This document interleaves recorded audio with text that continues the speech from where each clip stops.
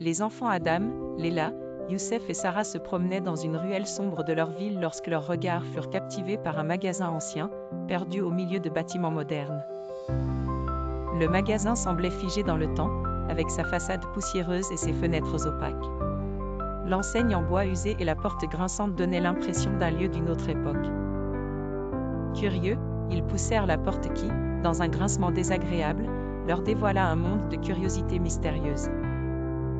À l'intérieur, le magasin était rempli de livres poussiéreux, d'objets divers, et surtout, au fond de la pièce, une grande horloge métallique ornée de symboles intrigants. Attirée, Léla toucha l'horloge. Aussitôt, les aiguilles se mirent à tourner à une vitesse folle, et une lumière aveuglante les enveloppa. En un instant, ils furent transportés ailleurs. Ils ouvrirent les yeux et se trouvèrent en pleine forêt dense, entourée d'arbres immenses. Soudain, un rugissement effrayant fit vibrer le sol. Derrière eux, un dinosaure gigantesque les fixait de son regard meurtrier. Effrayés, ils s'enfuirent au cœur de la forêt jusqu'à trouver refuge dans une grotte obscure. À la lumière de leurs lampes, ils remarquèrent des dessins étranges sur les murs. Au centre, une pièce métallique, peut-être un fragment de l'horloge. S'aidant du fragment, ils comprirent qu'il leur fallait rassembler tous les morceaux pour rentrer chez eux.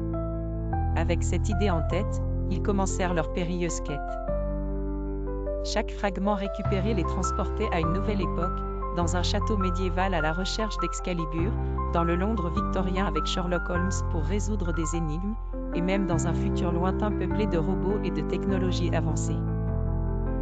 Au terme de leurs aventures, après avoir rassemblé tous les fragments, ils se retrouvèrent dans le magasin d'origine, où le vieux propriétaire, avec un sourire mystérieux, les nomma gardiens du temps. Bien que leur périple soit terminé pour l'instant, beaucoup d'autres époques et aventures attendaient encore ces jeunes explorateurs du temps.